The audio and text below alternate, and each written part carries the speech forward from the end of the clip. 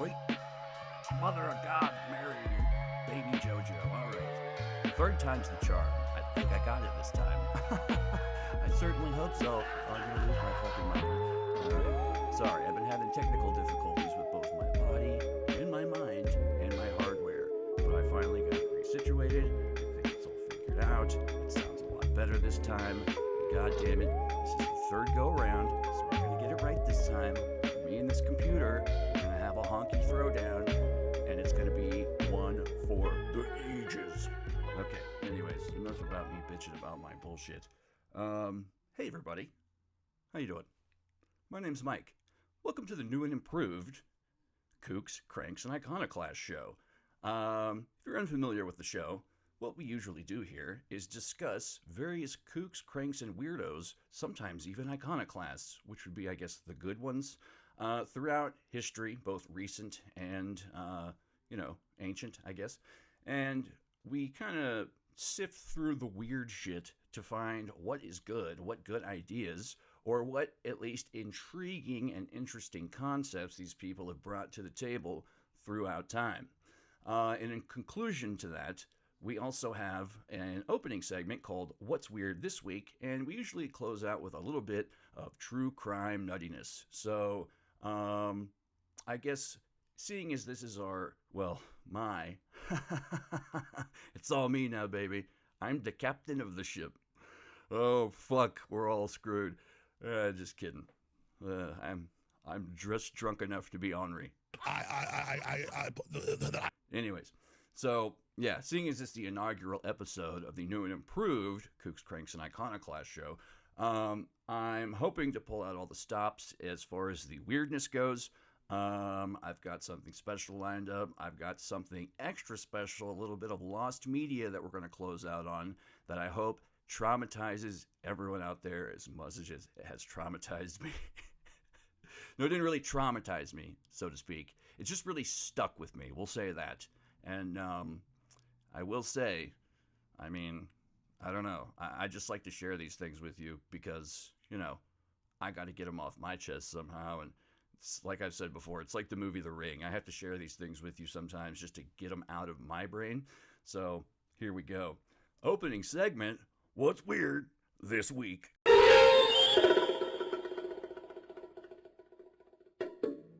So, yeah, I don't know if anyone watches shitload of YouTube like I do. It's bad. I really shouldn't. It's really bad. It's shitty. It's overblown with advertisements, first of all, which is the horrible thing. The censorship is ridiculous. I won't even go down that road. The low-hanging fruit, just fuck censorship. Put that on a t-shirt or a bumper sticker, and that'll pretty much, encapsulate my belief system. Anyways, watching a lot of YouTube lately, right? And I've seen two strains of channels or ideas or whatever you want to call it that have really stuck with me lately. One, I've noticed that Richard Doty. Now, if you're not, if people out there, if you're into UFOs and shit like that, especially like the story of Dulce Base and Mr. Paul Benowitz, if any of you are familiar with these stories in ufology, then you will know, or if you've seen Mirage Men, also the film that sort of catalogs this whole event. Richard Doty was a former AFOSI, I believe that's Air Force Office of Special Intelligence agent, and he was quote-unquote friends with Mr. Paul Benowitz. Paul Benowitz was an electrical engineer who, he looked for UFOs as a hobby. And he played on shortwave radios, and, he flew his own airplanes. The dude was a genius, basically, but he was really super into UFOs, to a fault almost. And his friend, quote-unquote, Richard Doty, started feeding him bits and pieces of information about a supposed secret alien base underneath Dulce, New Mexico, which is allegedly, there are several sources on this story, the Dulce, New Mexico base story, but a lot of it supposedly comes from Richard Doty, as was fed as, intentional disinformation to Paul Benowitz, which eventually ended up driving him fucking insane. And he went to a, facility, and it ruined him, and it ruined his family. And this is all thanks to Mr. Richard Doty, who now has his own brand new channel on YouTube. Good for you, Doty, you fucking dickhead. Anyways, so aside from that, there's another channel I've been watching lately. Now, this is a little more on the fun side. I don't quite know how to describe it. I think the dude is reaching. I think he's grasping a bit, but it's interesting nevertheless. There is a channel called Understanding Conspiracy, which I think is a poor title because it really has nothing to do with that. But the central theme and thesis of this entire channel is essentially the Nephilim looked like clowns. That's right, I'll say it again. The Nephilim looked like clowns. Oh man, Nephilim, I've had enough of them. Oh, that was... I could have done without that probably. Okay, anyways, so moving on. Yeah, so apparently clowns were birthed out of Freemasonic conspiracies, and various gods throughout history are super multicolorful because they're the children of the Nephilim, basically anything that's not Christianity. At least that's the thesis statement I'm getting from him. And then outside of that, he takes looks at, you know, various pop cultural icons like the Joker, you know, It is a big one. He also incorporates, for some reason, from Spider-Man, like Venom and Carnage, for some reason. These gooey symbiote entities have something to do with it. And then he looks at pictures of Queen Elizabeth, I believe, the first, and she's got her, you know, her white face paint on and her makeup and her frilly frock thing. And he says that this is all supposed to harken back to what the Nephilim look like, especially with Queen Elizabeth and like the royals, because they believe supposedly that they are part of the Nephilim bloodline, and they paint their faces up and whatnot to look like this, and they wear the frilly collars because lizards have frilly collars, although I'm pretty goddamn sure that there aren't any frilly neck lizards in Europe, especially not back in those days. So once again, I think he might be reaching, but nevertheless, it's hella interesting to watch. I just said hella, and I don't do that very often, so it's worth checking out. Understanding Conspiracy on YouTube. It's completely mental, but he's put in a lot of work. I'll say that much. He has put in the work, so good for him. Good on you, buddy. What else is... let me see here. Oh, yeah. And one last thing. I don't know if any of you out there are either familiar with another, I guess, conspiracy/alternative researcher by the name of Michael Tsarion, Tsarion, but he talks about the Nephilim and stuff too, amongst other various weird random things. But I saw this little talk he was giving online, and he was talking about human sacrifice, which I'm always up to hear about, you know, so hey, what do you got? Let me know. So he's talking about human sacrifice and how it has been the number one, like, mainstay through each and every form of society and civilization. Even today, we base our legal system on capital punishment. Specifically, he talks about, you know, the death penalty, which, you know, ask me on a good day or a bad day, and my opinion will change, but and depending on the crime as well. I hope Bryce Rhodes gets it. He's a fucking total piece of shit. Anyways, that's neither here nor there. That's a little bit of true crime stuff I was following. He's a fucking bag of dicks. Anyways, pardon my French. I'm going to speak a lot of it quite fluently, as I tend to do in these things. I'm just so passionate, that's all. I'm just passionate. The fuck was I talking about? Oh, yeah. So the reason that the legal system still stands today is because of the idea of capital punishment, specifically the death penalty being a form of human sacrifice. It's a form of human sacrifice to the gods of, you know, legislation and lawmaking, I guess, the Code of Hammurabi, whatever, you know, all that stuff. But yeah, it's, I don't know if it's necessarily accurate, but it's definitely a very unique look at the idea on the subject. It's it's got a nice like round chocolatey future primitive throwback thing to it, to like, hey, we're all fucking just cavemen and we're just trying our best. I don't know. It's got that underlying sort of, you know, James Shelby Downard-esque, this is the weird, freaky, deep, dark ritual shit that underlies everything in our everyday reoccurring society sort of look to it or sound to it that always, you know, interests me. So I'm loving it, which is an anagram for ailing vomit if you put the G back in. So I don't know. I think McDonald's stopped using that, but whatever. That's not a free plug for them. I think they use Hannibal Lecter now as their voiceover guy. So I don't know what that tells you. There's plenty of people who thought Free Hamburger Day was giving out reprocessed human food. It's made of peephole. But whatever. Depends on how bad you want a free cheeseburger, I guess. Anywho, moving on. So that's what's weird this week.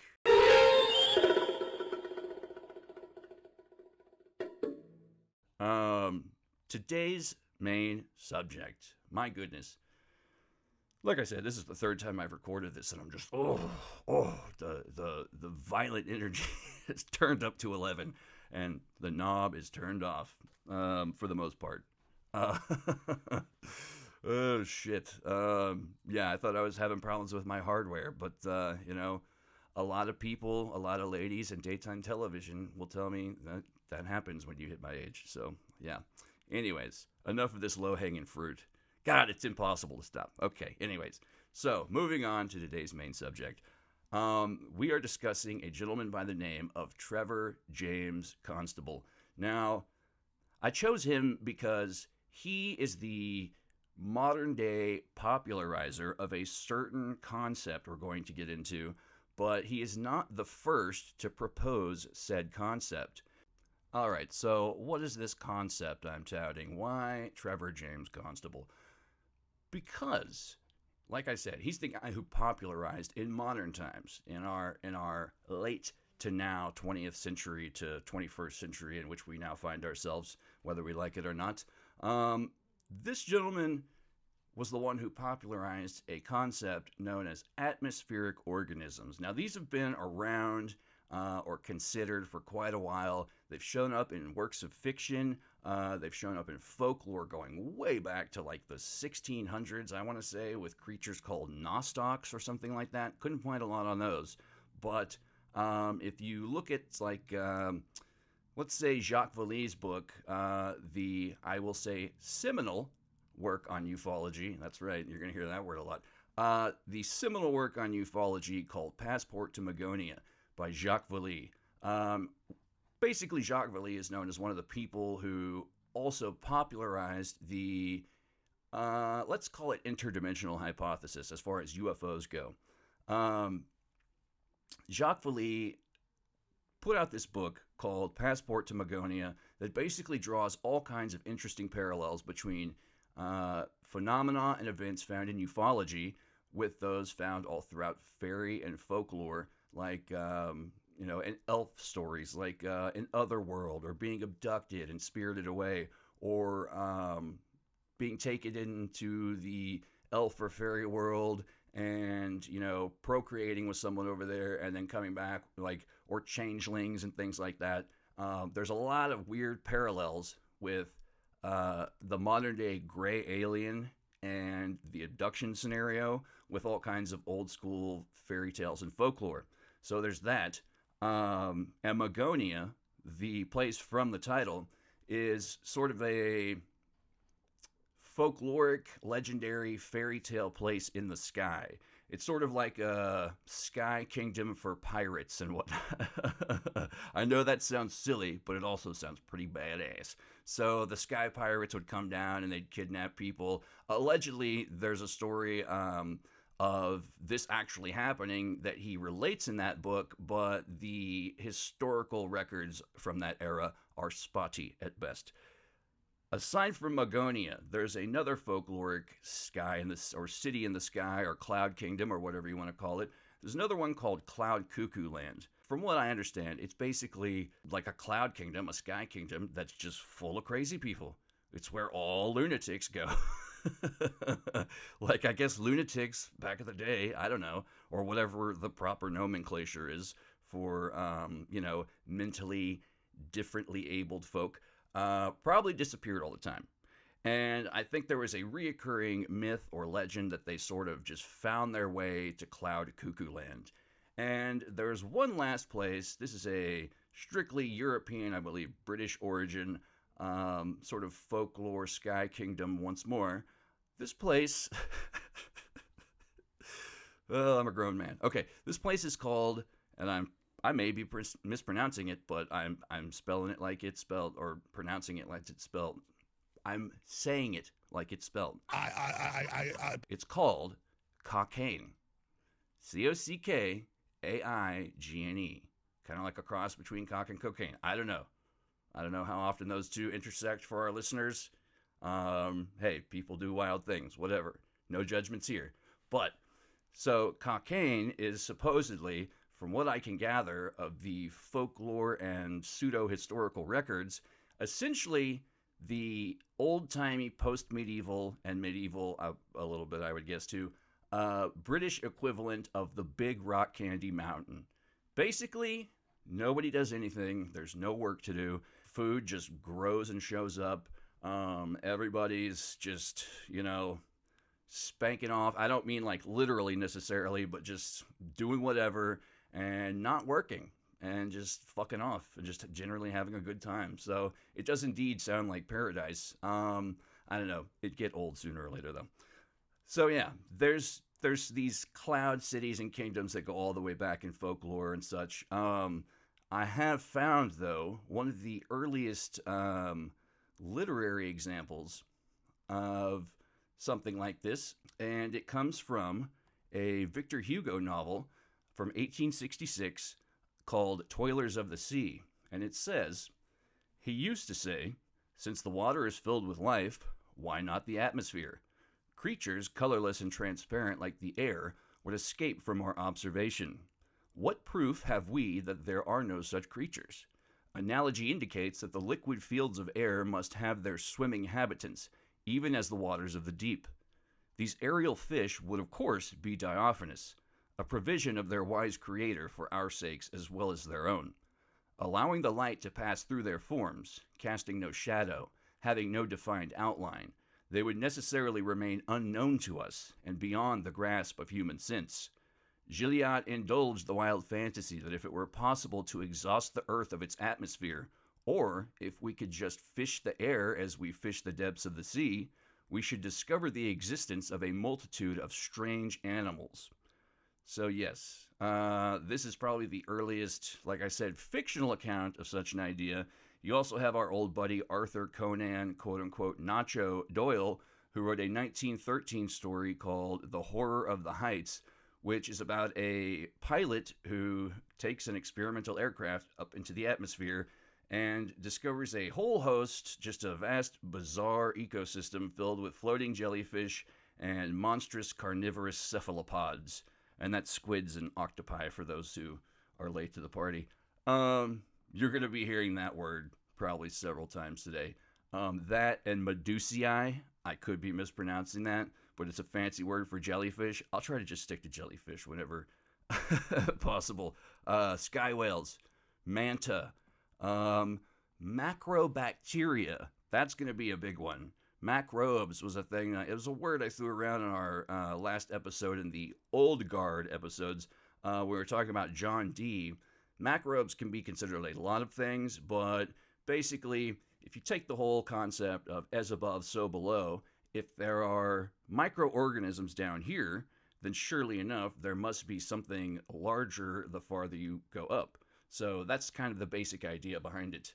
Now, for those who are entirely unfamiliar with such things as atmospheric beasts or atmospheric organisms or, like I said, macrobes and things of this nature, I've got a quick little article here. I'm not going to read the whole thing, but it's from, there should be a lot of reading this episode, so, deal with it. You're going to have to, ride that snake to Valhalla, buddy, but you're going to learn something. I promise. Okay. It's going to be tight. It's going to be baller, as my brother would say. Okay, so this is from the Cryptid Zoo. Atmospheric beasts are the strangest of the flying monsters from cryptozoology. According to eyewitness reports, they are the things that seem like living creatures, but they break all the usual rules that we apply to living things. They fly without the need for wings, and their bodies are only semi-solid, often partially invisible to boot.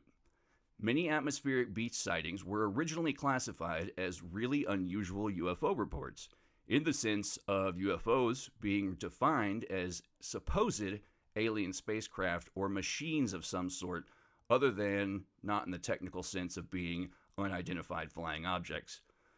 Noted Bigfoot author Ivan T. Sanderson, badass author by the way, devoted an entire book to the theory that many UFOs are actually extremely low-density animals native to the clouds. One of the most famous atmospheric beasts is the Crawfordsville Monster, sighted in Indiana in 1891, which some researchers classify as a dragon. There are actually a lot of dragon sightings all over the world, all the time, even into modern day. Quick aside from this, in 1893, there was a very similar creature spotted in Bonham, Texas, which I have blood relations to, and also, it's completely amazing that anything at all, happened in Bonham, Texas, so there's that as well. Moving on. For those who believe atmospheric beasts are very fragile and lightweight creatures who are either native to Earth or are aliens that came from elsewhere. If the latter view is taken, then atmospheric beasts are sometimes thought to have originated in the atmosphere of some other planet. But they can be thought of as originating in interstellar gas clouds, so that they are, in effect, aliens without a native planet, able to quote-unquote swim through space. Believers generally consider atmospheric beasts to be non-intelligent, so that even if these creatures did originate somewhere other than Earth, they still don't count as sentient extraterrestrials. They're just animals. One person who believed in this theory, and this is just me talking, was the famous scientist everyone loves. Not the one today, not Tyson. Millions and billions, that guy. Carl Sagan. Carl Sagan postulated that, giant gaseous planets were probably crawling with these fucking things. But that was long before, he kind of groovied out later in his life and was like, yeah, man, aliens, probably, or whatever. So he became a little less stringent in his later years. Anywho, moving on. In various eyewitness accounts, atmospheric beasts can change their density, becoming smaller, harder masses that are usually metallic in color, or they can become larger and cloud-like, even to the point of invisibility. In some reports, they may glow. Atmospheric beasts may roughly resemble whales and are sometimes called air whales or cloud beasts. Believers think that these atmospheric beasts' normal habitat is high in the air, and that they might die if they ever touch the ground. Atmospheric beasts that resemble clouds may engage in behavior that is thought to be impossible for a real cloud, such as squirting a stream of horizontal water at people through quote-unquote lips, or being far too mobile and animate for witnesses to believe it was just a patch of fog. The more solid kinds of atmospheric beasts may have mouths, eyes, flippers, or other features, but these body parts are generally arranged and shaped in a fashion that looks utterly alien, more like an ocean invertebrate's body plan than any animal we are used to seeing on a daily basis. It is said that when atmospheric beasts die, they fall to Earth as gelatinous mass that may resemble a green, purple, gray, or iridescent jelly that evaporates into nothing within minutes, hours, or, at the longest, a few days. This is commonly referred to as star jelly or sky jelly. It's one of the reoccurring sort of Fortean phenomena that you hear about quite often. And, once again, on a personal note, this is actually one of the few, weird phenomena I've seen personally. I've seen a whole field of this shit once before, and it is fucking disgusting. It does smell very bad. The stuff I saw was green and it was not quite vegetative matter, but not quite, I don't know, man. It was just boogery everywhere. It was like a field of boogers. If you build it, they will come. There's been plenty of instances. There's videos where you can find some of this stuff being, poked and prodded at. There's all kinds of instances in videos where it looks like what looks like hand sanitizer has fallen over someone's car, and they poke it with a pin and roll it around, and it just kind of moves around weirdly like quicksilver, or strange powder falls from the sky and covers people's cars, and then they like chop out rails off of it and do whatever it is they're going to do there. Or you may find it on your smothered and covered hash browns at the Waffle House. Chances are, though, when most people take this star jelly to get analyzed, it usually dissipates in some way, just disappears, fucks off into powder, or it just disappears and dies, goes away. Or it is taken in and it's studied, and 9 times out of 10 comes back inconclusive. Usually, if anything, I've seen that there is some kind of indeterminate animal matter, they'll usually say. That means we don't know, I think.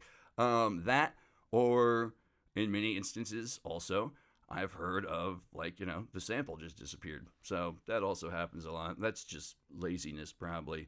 Never postulate conspiracy where ignorance and negligence and just idiocy and apathy are probably the most likely reasons for something. Because, I don't know, I like people. I like human beings. But I also know what people are like. I'm a people. I know what I'm like, and I know what other people are like. So, just don't always go for the conspiracy first. Save it for last. I don't know. Maybe not last, but ask questions. Anywho, moving on and closing out. Atmospheric beasts, or things that sound like them, are minor characters in folklore of many regions. They're often given local names. The English variety is often named boneless, or shapeless, and resemble a small patch of living, animate fog. Unlike fog, it can be felt as a semi-solid mass. One policeman described an encounter with this creature that had supposedly happened while bicycling. The thing felt like a soft blanket and smelled like mildew. After it rubbed against him, it floated away. Not gonna call me later? Anyways, okay, it was one of the most terrifying experiences he ever had. He was convinced that the thing was a living creature. In the Shetland Islands, atmospheric beasts are known as quote-unquote it, and are thought to be quote-unquote cloud animals of some sort. Just as the sea has its own life that is often hidden from view, it is thought that the clouds form a vast atmospheric quote-unquote sea far above us, and that quote-unquote it is merely an animal that is native to the clouds.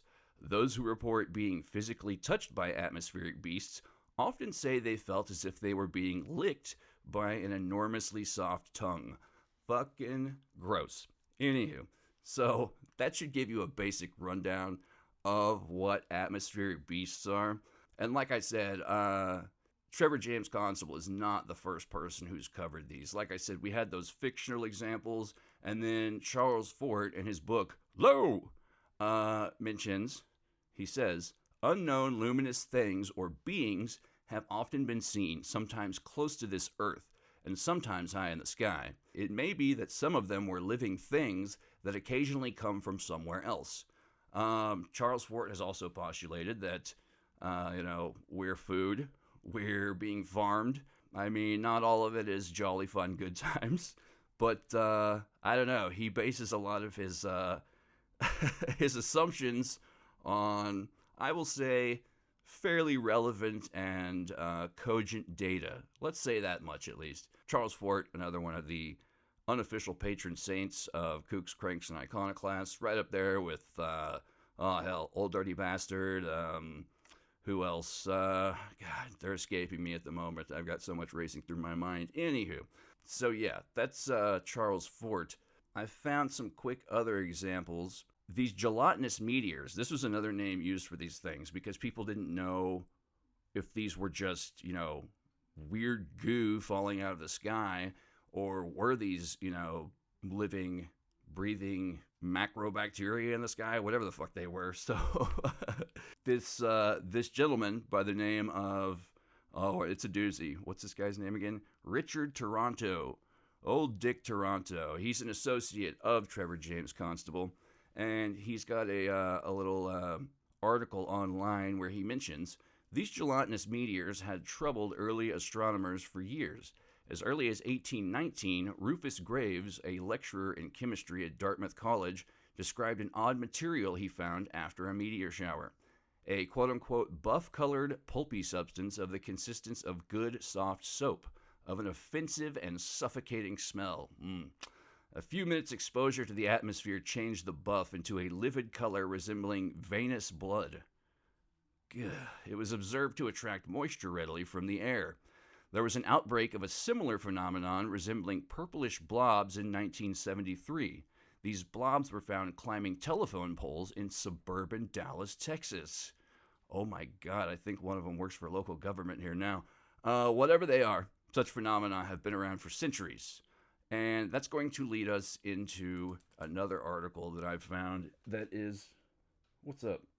Okay, never mind. Sorry. I thought my associate, my feline associate was trying to get my attention. Excuse me. Yes, I've got one last article. Well, let's make that two, really. Part is an excerpt from one of Trevor James Constable's books, actually. This is going to give you a quick idea of what a direct encounter with one of these things is like.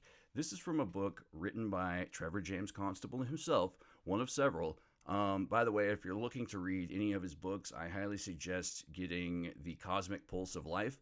That one's got everything. And if you want some really wacky shit, get The Loom of the Future, the weather control experiments of Trevor James Constable. Yes, we'll touch on it later.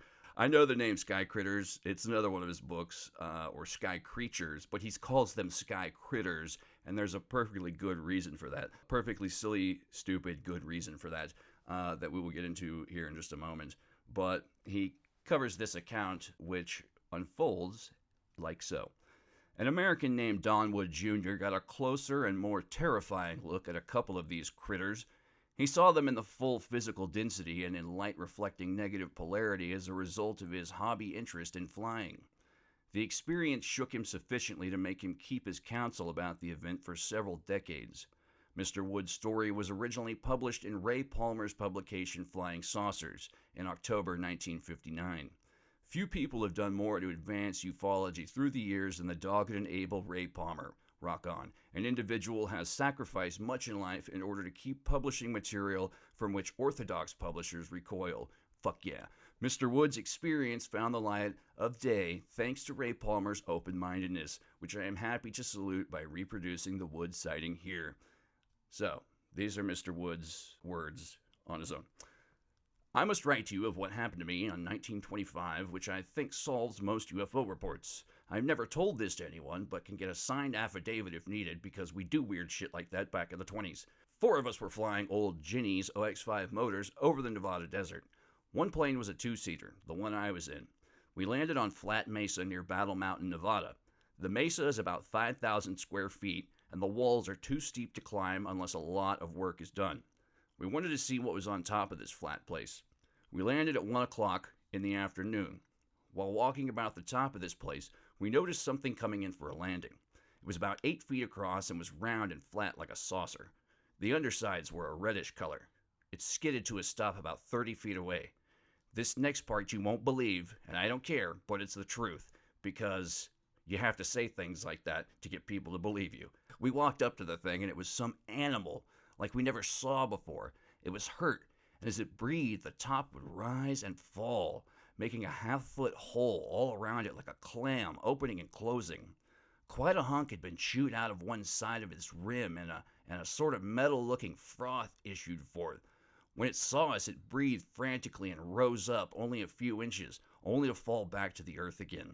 It was moist and glistened on the top side. We could see no eyes or legs. After a 20-minute rest, it started pulsating once more. We stayed 10 feet away. And so help me, the thing grew as bright as all get out, except where it was hurt. It had a mica-like shell body. It tried to rise up again, but sank back again. Then we saw a large round shadow fall on us. We looked up and ran. Coming in was this much larger animal, 30 feet across. It paid no attention to us, but settled itself over the small one. 4 sucker-like tongues settled on the little one, and the big one got so dazzlingly bright red that you couldn't look at it. Both rose straight up and were out of sight in a second. They must have been traveling 1,000 miles an hour to get so high so fast. When we walked over, there was an awful stench, and the frothy stuff the little one had bled looked like fine aluminum wire. There was more frothy, wiry stuff in a 30-foot circle where the big one had breathed. This stuff finally melted in the sun and we took off. So help me, this was an animal. I never told this before as we knew no one would believe us. I only write now because this animal would be one big 30-foot light if seen at night. I don't expect belief, but I simply had to write. Thank you, Don Wood Jr. You're an upstanding citizen and one hell of a model American. So yeah, that's the Don Wood story that Trevor James Constable has relayed to us. Now, like I said, he wasn't the first to come to sort of popularize this idea. There was another man in the 20th century who sort of came forward with this idea. And not only did he come forward with the idea, he came straight to the Air Force. And the Air Force even said, man, that's a brilliant idea. This man is named John Philip Besson, and I did a little searching, and I found what basically is the only extant article by this guy that I could get a hold of anywhere. It's from Fate magazine, 1955, December edition, and it's called, Are the Saucers Space Animals? And the title page, it says, we live at the bottom of an atmospheric ocean. Is it possible that other organisms may live above it?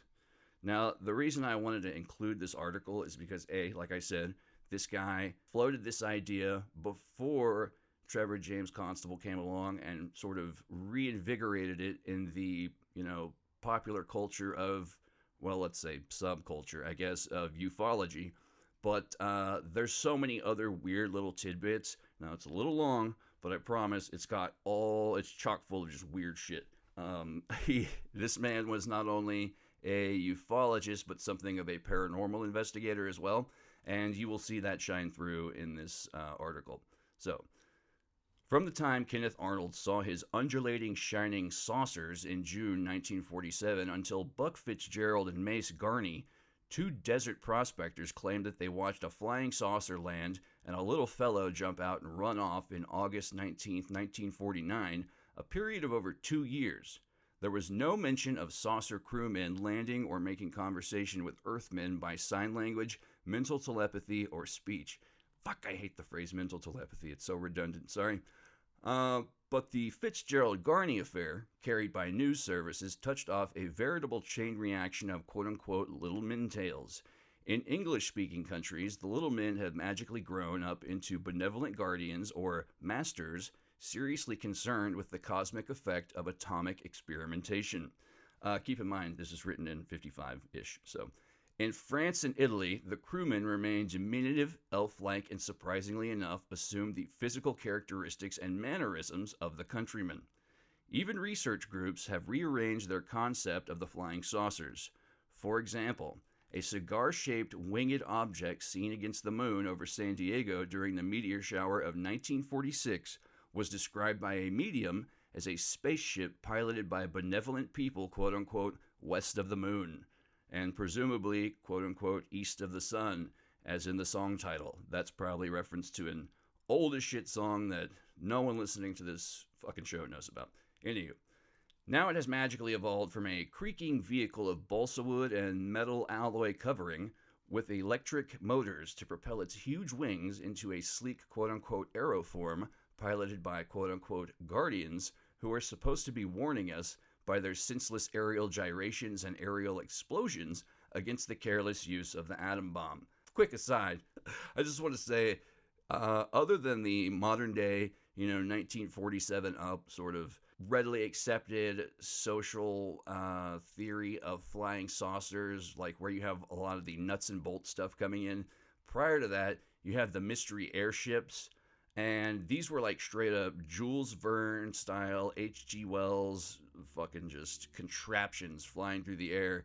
And they were piloted by humans. And supposedly these ships were funded by East Coast industrialists. There's a whole vast backstory to it that involves breakaway civilizations and so forth, secret space program, etc., which we will be doing a later episode on, I promise. I just don't want to give it all away yet. But that's a little taste for later. Anywho, back to the article. The United States Air Force, through a series of admissions and denials, has left the issue hanging in midair, ripe fruit to be plucked by science fiction opportunists. Within the past several years, these writers have released a number of patently fiction, quote-unquote, flying saucer books, but called the gospel truth on a gullible public. I have studied each instance of alleged human contact with a spaceman or spacewoman and have found none halfway convincing. I do not imply here that space travel is an impossibility or that other planets are uninhabited. Our Earth might easily be visited by inhabitants of other planets, and in turn, we might easily visit them if they exist. We know that time is a many-dimensional thing, that it both exists and does not exist, that it is relative. By the same token, if there is any merit to my theory of the homogeneity of opposites, the Earth both moves and does not move in space in a 4 or more dimensional system of motion and non-motion. Research seems to indicate that this theory is applicable to various objects in haunted dwellings. Many have seen quote-unquote impossible instances of locked, bolted, and nailed doors bursting open, only to be found seconds later securely locked, bolted, and nailed as before. A calendar on the wall of a haunted building in New Orleans, although firmly glued to the surface, spun like a pinwheel before the eyes of amazed onlookers, yet it was found moments later glued to the wall as before. There was a time when the sun, quote-unquote, danced in the sky over a large group of people on a hill in Portugal. They had assembled to view a miracle the Virgin had promised the devout children at Fatima. A photograph of the misplaced sun appeared in Life magazine. At the time of the occurrence, astronomers in other parts of the world noticed nothing peculiar about the sun's behavior. Quick aside on the prophecies of Fatima. Supposedly they're like reincorporated into things going on with Russia and Ukraine and the Vatican and like I don't know, it's weird. It's a whole weird aside, man. When you start talking about prophecies of politics and religion involved, that's when they start probably becoming self-fulfilling prophecies.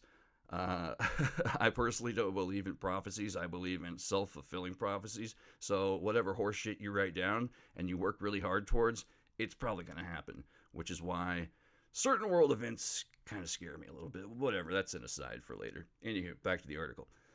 I have in my possession an account of a husband and wife who had retired for the night in a haunted house. They were awakened by the sensation of the floor collapsing. They felt themselves falling and panicked, only to find moments later that the floor was exactly the same as before. Perhaps the entire cosmic plan of the universe is based on a many-dimensional paranormal system of superphysics. In July 1947, I submitted to the Air Force a theory I had evolved reading Kenneth Arnold's description of the flight of the silvery discs. He witnessed them as undulating or weaving back and forth. An undulating motion characterizes many poltergeist-propelled objects, and many of the aerial discs zigzagged or quote-unquote skipped through the sky like a flat pebble thrown along the surface of a creek or sailed along an edge, and often exploded or vanished into thin air. Fucking awesome.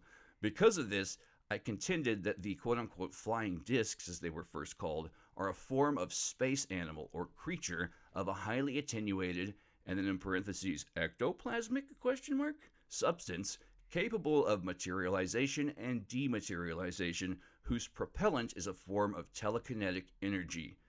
Kooky. There is a saying that nature abhors a vacuum. If the seas of our earth are swarming with varieties of living things, both great and small, is it not logical to assume that the quote-unquote sea of our sky abounds with sundry forms of living things, likewise both great and small, of varied shapes, but adaptable to their celestial environment? Some may be quite invisible, others translucent, others opaque, still others capable of changing, chameleon-like, from one color to another, from one form to another, from visibility to complete invisibility, all at a moment's notice. A recent survey of ghosts showed that Great Britain is one of the most haunted spots on the surface of the earth, and that Sussex in England can boast more hauntings than any other spot in that country. Is there some energy, magnetic or otherwise, in the ground or in the air which attracts or gives vitality to both ghosts and flying saucers? Disc-shaped objects are more likely to be observed in the northwestern states and along the eastern coast, whereas torpedo or cigar-shaped objects are more likely to be seen in the Alabama, North Carolina, Tennessee, Kentucky, and West Virginia areas. In reviewing the... I don't know, I can't attest to that, maybe back in 1955. In reviewing the monumental books of Charles Fort, I noted the prevalence of aerial phenomena during the 1870s, 1880s, and 1890s, and discovered that these years saw record and near-record breaking weather exactly as we are experiencing today in 1955. Remember, it's 1955, and we're in Brazil. Or not, I don't know. Choose your own adventure path, whatever. Is the current outburst of saucer sightings evidence that our aerial visitors are, quote-unquote, migrating into our atmosphere, forced here, possibly, by some solar or cosmic cyclic disturbance occurring in the outer spaces, which is also the cause of our odd weather? Fort mentions an instance of a flying saucer hanging low over Niagara Falls during a meteor shower on the night of November 13th, 1833, and also a very brilliant hook-like form seen in the sky at Poland, Trumbull County, Ohio, at the same time. It remained visible for more than an hour. Possibly these leviathans of the air seek shelter in the dense atmosphere of our Earth during meteor showers and other disturbances as ships seek harbor during a tempest at sea. Within recent years, we have read of migrations of fishes into waters previously foreign to them, and of the intrusion of wild animals into the areas in which they never have before been observed. Did the mysterious sustained vibrations of the Earth noted by seismologists in the early part of January 1948 cause the huge, quote-unquote, flaming red cone trailing a green mist to fly low over Clinton County, Ohio on the night of January 8, 1948? I don't know, man. There are bona fide reports of saucers the size of tennis balls or larger than constellation planes, and of shapes that vary from perfectly square to perfectly round, from paper thin to very thick. Probably the phenomena represented varied species of aerial organisms. The luminescence observed in some may be analogous to that of the luminescent deep-sea fish or the mysterious glow of the firefly. Some of the disc-shaped objects may be likened to the clam or oyster. We heard that before. Clam. All right, I'm done being silly. With a semi-material shell to facilitate its passage through space. The huge bullet-shaped object with bands around it, seen in East Africa by the passengers of an aerial transport, might be the analog of a striped eel-like fish found in the ocean. There are reports of tailed saucers which certainly support my space animal theory. On May 16, 1808, at approximately 4 p.m., a vast procession of dark brown circular bodies with tails, 3 or 4 fathoms long, sailed over Skänninge, Sweden? Probably got that wrong. My bad. Causing the sun to turn a deep brick red by their passage. Occasionally, one of the weird objects would fall to Earth, leaving a soapy or jellied film which soon vanished. In September 1950, during the unexplained phenomena of the quote-unquote purple sun, a purple glowing 6-foot globe fell lightly into a field in Philadelphia, scarcely bending the grass with its weight. Touched by one of the policemen who saw the object fall, it dematerialized into a jelly-like mass which soon disappeared. There were several early accounts of airplanes being quote-unquote frozen in midair by nearby flying saucers. Could these mysterious objects exert a force equivalent to the potent charge of the electric eel? Could the heavy trail of smoke-like substances seen coming from certain torpedo-shaped objects be the equivalent of the ink, quote-unquote, ejected by the octopus? Could the brilliant searchlight beamed down on Earth by some of these objects be equivalent to the glowing lantern of the deep-sea lanternfish? Could certain chemtrails be used as pesticides against these atmospheric organisms? That's me adding my own thing. I don't know, just throwing that in there. Also, there are plenty of videos online of airplanes apparently just frozen in the sky. They could be bullshit. I don't know. There may be some sort of perspective trick to it, but they're highly intriguing, and there's tons of them. I don't buy into that whole glitch in the matrix bullshit. Personally, I don't know. I pick and choose my own weirdness, like we all do, but I don't know. I think there's another explanation for it. Nevertheless, interesting videos, tons of them out there. Anywho, so in my Brown Mountain, North Carolina researches, In my Brown Mountain, North Carolina researches, I learned from witnesses that many of the unexplained sightings seen on its summit emitted a sizzling noise. Sizzla. How often we read of flying saucers emitting sizzling, humming, or howling sounds. Evidence points to the Brown Mountain Lights, which vary from light green to orange-pink in color, that's kind of ironic, being of paranormal origin, possibly of an electrical sort of energy akin to that of the flying saucer. Ball lightning and St. Elmo's fire may be elemental relatives of the flying saucer. It is impossible to discern where the meteorological ends and the supernormal begins. We read of unknown bodies tearing through the structure of airplanes while in flight. Holy shit, I wish he'd sourced this article so I knew where he was getting these stories from. That's the only thing I don't like about this article. Anyways, or ripping through signboards and continuing on their way. There's even an instance of an object supposedly making a hole in a store window in a New York town and magically sealing it up again. Are mystery objects, which pass through solid objects, necessarily solid themselves? I believe not. At Clydesdale, Scotland, near Paisley, I could be saying that wrong, probably am, in the year 1295, extremely powerful ghosts haunted the home of Sir Duncan, wrestling and throwing those who sought to disturb it. Arrows shot at it and pitchforks thrown at it burned upon contact with its body. That's weird because most ghosts don't have a body, but I think I know what he means. There are accounts of ghosts bending the barrels of muskets, setting objects on fire, choking people to death, or striking blows. Sorry. Okay. Often flying saucers are described as having a halo about them. Such an object was seen by the Reverend Cedric Wright, vicar of Sayford near Stafford, England, one night in July 1954. He, his wife, and son described it as a weird, crab-like object, emitting a light like burnished gold with a halo above it and long quote-unquote feelers extending from its dome-shaped body. That made me think of those giant crabs that ate Amelia Earhart. Fucking nightmare fuel. Anyways, quote-unquote acceleration apparently does not cause the change in color of a flying saucer. There are accounts of these strange objects being an assortment of colors together. Are the changes of colors due to the thought processes of these aerial denizens? We shudder when we read of the many falls of flesh and blood from the sky in times past and wonder whether a species of quote-unquote saucer is carnivorous, finding animals and humans a tasty dish. A report from France tells of a man becoming enmeshed in a fall of quote-unquote angel hair from the sky. It is claimed that only after a battle did he escape from being pulled up into the air. Fort often claimed we were fished for by aerial intruders. See? Weird shit. We read of the weird disappearance of the occupants of sailing ships, of the strange disappearance into thin air of 25 or 30 inhabitants of the Eskimo, I believe you're supposed to call them something else now. I'm sorry, I forget the name. Village on Hudson's Bay in November 1930. Inuit. That's what it is. Inuit village on Hudson's Bay in November 1930.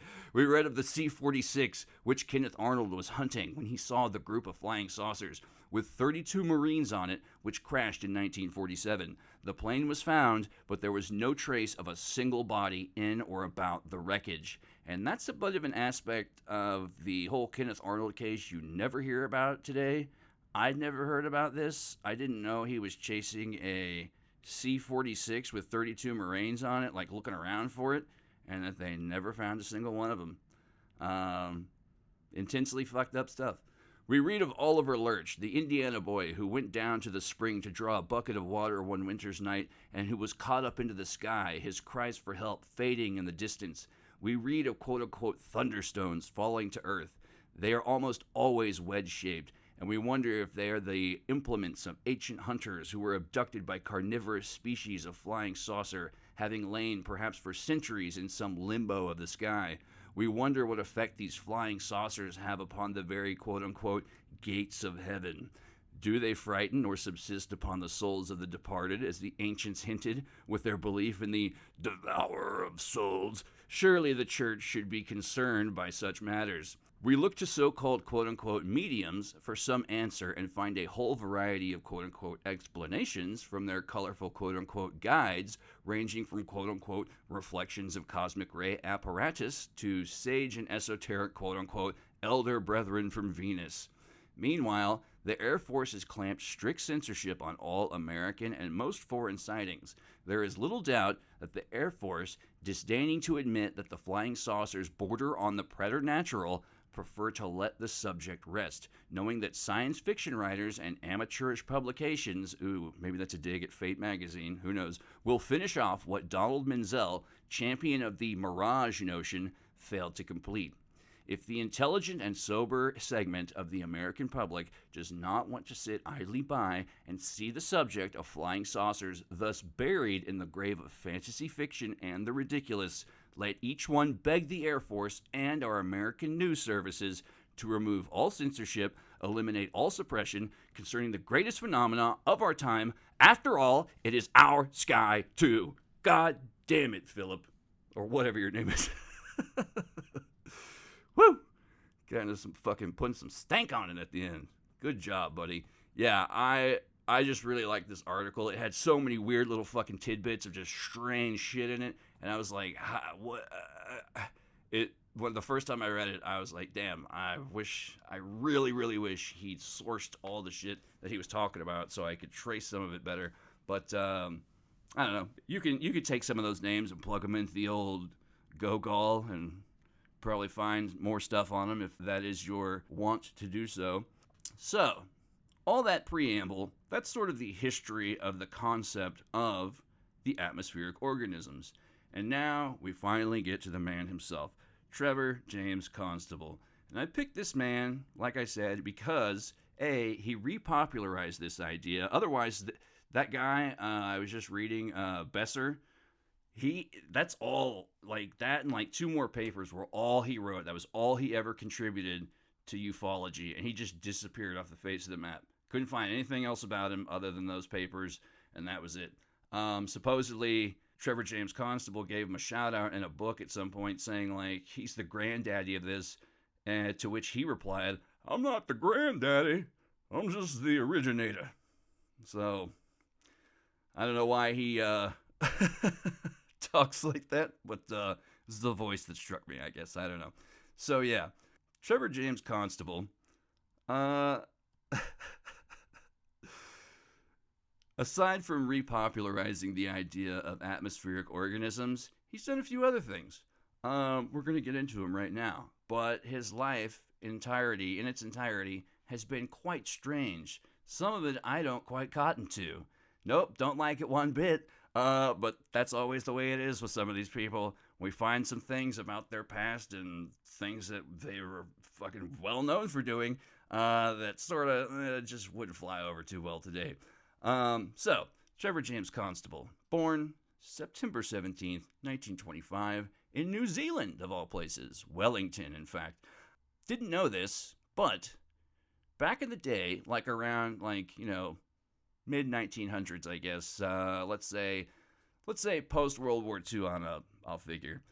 If you were a immigrant from another country who wanted to come to the United States, and you had no prospects, really, or didn't have a job waiting for you, etc., no place to live, you had to be sponsored, which I never heard of this before, but once he mentioned it, then I was like, oh yeah, because that's how Marina Oswald, I think her name was, Lee Harvey Oswald's wife, basically, had to be sponsored. They had to live with a sponsor family, etc.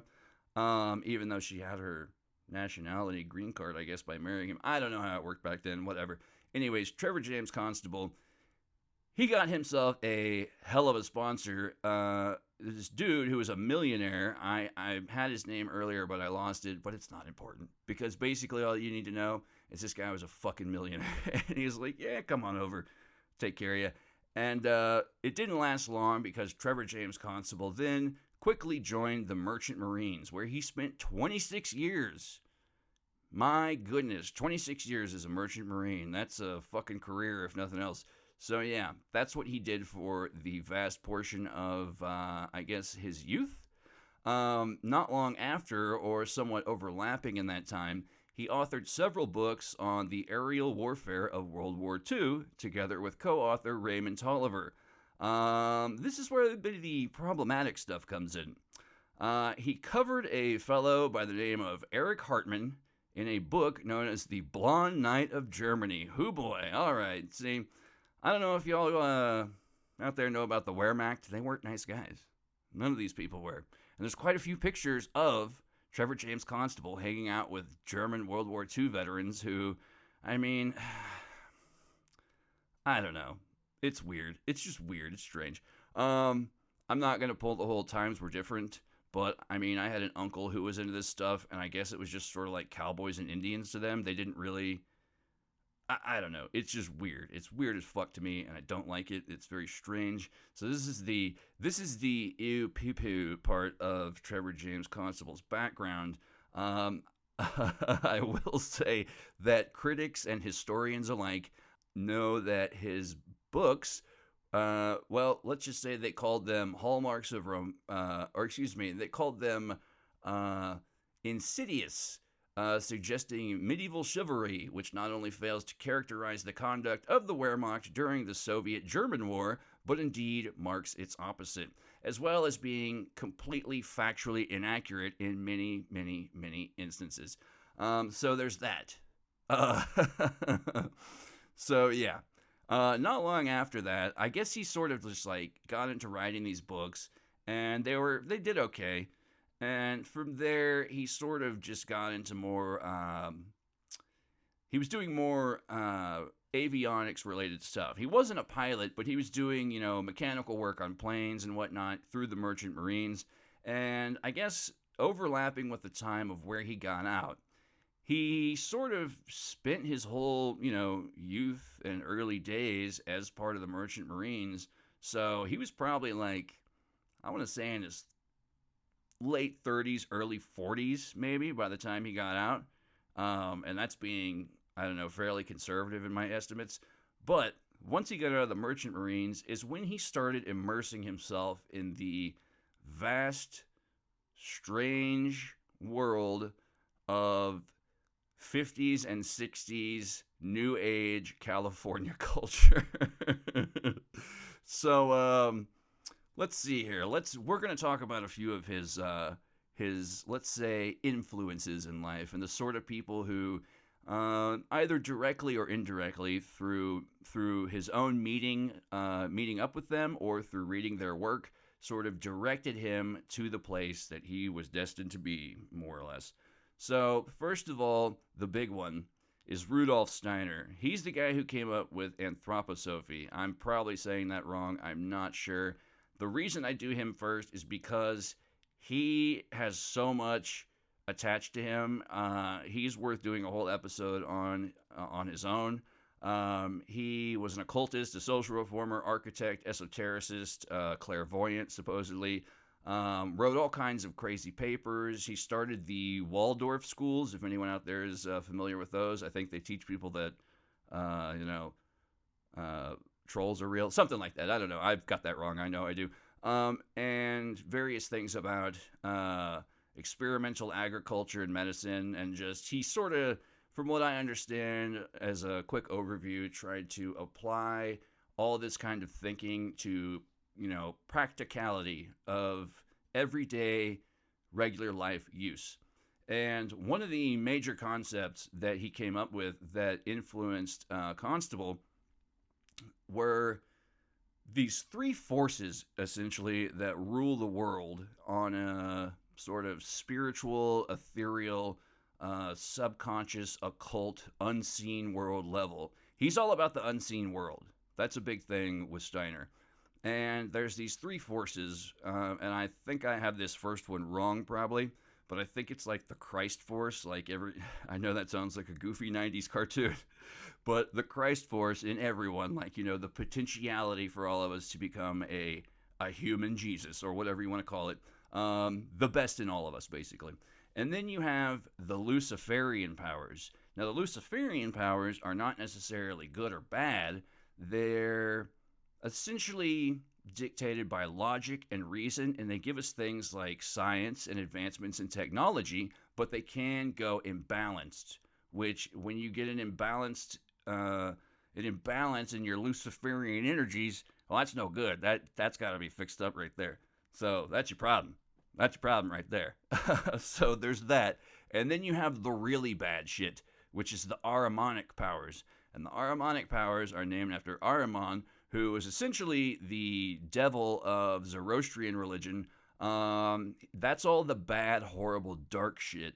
And essentially, Constable believes that these motherfuckers are in charge of the world today. And he's not the only one, obviously. This has to do with, political corruption and ineptitude, greed on a mass scale, people secretly in concordance with shadowy occult powers, etc., etc. The same shit you hear from every QAnon member, and so on and so forth. And, hey, maybe there's something to it. Whatever. I don't totally discount the idea. There are certainly a vast array of shitty people out there in charge of things, but I don't think necessarily they know what the fuck they're doing. It's probably just simple as that. Anywho, so the next influence that he encountered that was a large influence was the field of radionics. Now, I'd heard of this before, but I had to double check this, and this is another thing that I personally, I didn't know it, but I'm super interested in this shit, and I don't know a lot about it, but we talked about like psychotronic, weaponry and things like that before in, way back old episodes and stuff. But radionics is also called electromagnetic therapy, or EMT, and the Abrams method. And this is from the wiki, so it's gonna come off as kind of snotty and condescending and shitty to a degree, but I think it also kind of gives the basic overview. So here we go. It's a form of alternative medicine that claims that disease can be diagnosed and treated by applying electromagnetic radiation, such as radio waves, to the body from an electrically powered device. It is similar to magnet therapy, so there's that, which also applies EMR, or electromagnetic radiation, to the body, but uses a magnet that generates a static electromagnetic field. The concept behind radionics originated with two books published by American physician Albert Abrams in 1909 and 1910. Over the next decade, Abrams became a millionaire, in 1910's money, millionaire, by leasing EMT machines, which he designed himself. This so-called treatment contradicts here's the snarky, shitty part. The so-called treatment contradicts the principles of physics and biology, and therefore is widely considered pseudoscientific. The United States Food and Drug Administration does not recognize any legitimate medical use for radionic devices. Several systematic reviews have shown radionics is no more effective than placebo and falls into the category of pseudoscience. Well, I mean, yeah, probably, but that's your opinion, man. Plus, I gotta say, the difference between pseudoscience and actual science is time. So, I mean, I don't know. And plus, the placebo effect, man, it's just whatever works for you, dude. I don't know. That's the biggest thing I think that, people who work in medicine, the good ones at least, have to deal with is getting people to want to heal, to want to be better. I don't know. I think the biggest sickness of mankind is wanting to be sick. Sorry. All right, moving on. Another major influence, and this is a biggie, Wilhelm Reich. Now, way back in the day when I was doing this show with the other dudes, before they did whatever they did and, found that was so much more important than doing a podcast. One of the first episodes we did, or the first episode, covered Wilhelm Reich. And if you don't know about Wilhelm Reich, he's basically one of the more well-known adherents of Dr. Sigmund Freud. However, The ideas and concepts and notions of Wilhelm Reich were not very well received. He was a bit ahead of his time, I think. He's the man who coined the term the sexual revolution in a time when people were not wanting to fucking hear that shit at all. He talked about orgasms and how they were good for the body and the mind and the soul, etc. He talked about things like psychic armor, like how people walk around, like how they say white people's butts are always clenched all the time and things like that. That would be an example of psychic armor. I'm not saying it's true or whatever, but that's an example, I guess. Who was that actor that did lots of acid back in the day? Cary Grant. Real name Artie Leach, I believe. I remember him talking about how he took a bunch of acid. He started doing acid all the time. And he's like, the human being instinctively clenches his sphincter. Something so just exact that an old-timey actor would say while they're tripped out on acid. I don't know. Whatever. So, yeah, the main major thing that Wilhelm Reich is mostly known for, especially if you're one of the fellow travelers amongst the ufology and conspiratorial crowd, would be the concept of orgone, which is basically equivalent to things that have been around in various cultures, religions, and spiritualities forever, such as chi and prana, the Force from Star Wars, if you want to get really shitty about it. Let's see, what else? Odic Force, animal magnetism. There's been all kinds of names for this same kind of thing that people are talking about throughout history. And orgone is just sort of the more psycho-scientific, I guess, take on it. It's also been, and ether and aether, or whatever you want to call it. Ethers and aethers are a big contribution to. They're both going to come into play a little bit later as well. But, yeah, so all this stuff has exerted tremendous influence on the worldview of Trevor Constable, and there's one last influence I want to talk about, because this guy in particular I'm very interested in. I may do an episode on this gentleman as well. I've heard of him before. I've looked into some of his stuff. I've read one of his books, or, skimmed through it at least. So at least I can say that I read it. His name is Meade Lane. Born September 8th, 1882, May 12th, 1961 is when he passed. He's an American academic and early researcher of ufology and parapsychology, best known for proposing an early version of the interdimensional hypothesis to explain flying saucer sightings. He posed the interdimensional hypothesis in like the late 30s, early 40s. Long time ago. So this is like way before Jacques Vallée and John Keel. I mean, this dude was up in that shit. And he kind of made it his own by referring to it as etheria. He speculated that as opposed to nuts and bolts technology or secret advanced military aircraft, that flying saucers were piloted by beings from a parallel dimension which he called etheria, and their ether ships were usually invisible but could be seen when their atomic motion became slow enough, i.e. if their density matched our dimensional density or frequency or whatever you want to call it. He even wrote a very popular, I'll say seminal, that's right, seminal UFO book called The Ethership Mystery. Very good read. Food for thought. So, Lane argued that Etherians and their ether ships inspired much of Earth's mythology and religion. So this is also sort of proto-ancient alien shit, but that stuff's been around forever. I mean, so, it's hard to put a distinct timestamp on that shit. Somewhere with this guy, and I'd say H.P. Lovecraft, and probably before that with, like, Theosophy, going back even further to whatever, I don't know, the Anunnaki.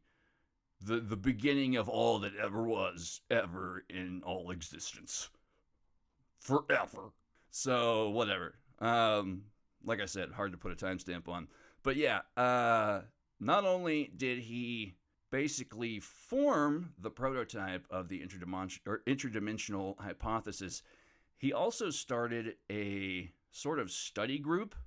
And I love this because, like in those magazines, like Fate, for example, that I was reading from earlier, if you go to their back pages, they always had these crazy, join our secret society through the mail and fucking learn the mysteries of the seven rays, or just weird shit like that. And so you could learn like a whole occult discipline or doctrine through the mail. And he started a sort of not quite occultism and not quite science, but he started this group called the Borderland Sciences Research. I've seen it put as Associates and Foundation. Borderland Sciences Research Foundation, and also Institute. So I don't know. It might have gone through a few different names through the years, but I'm going to stick with Borderland Sciences Research Foundation. These guys were early ufologists who were also applying in the whole parapsychological side of things. So the sort of pan-paranormal theory of, interdimensional ultra-terrestrial superspectrum that we know today from people like John Keel and Jacques Vallée and other fairly psychedelic warriors of the UFO front. So you have that. This dude was a fucking pioneering engineer in that shit. And don't get me wrong, they also had their foibles. They were also into a whole lot of that, contactee era before all these scary abduction shit started in ufology, where everyone was a super groovy space brother and they were making psychic contact with us, and people were selling lots of books left and right about their particular fucking story and how they channeled the book or what have you, and made contact with a who's a what's it or heffalump and woozle from the sky and went on a voyage and maybe didn't know they were slipped acid. I don't know. Whatever. I wasn't there and I can't attest. But a lot of it sounds like psychedelic horse shit that maybe these people, I don't know, maybe they naturally had acid in their brains or something. Whatever. But yes, Mead Lane, interesting cat, another major influence, and Borderland Sciences Research Foundation.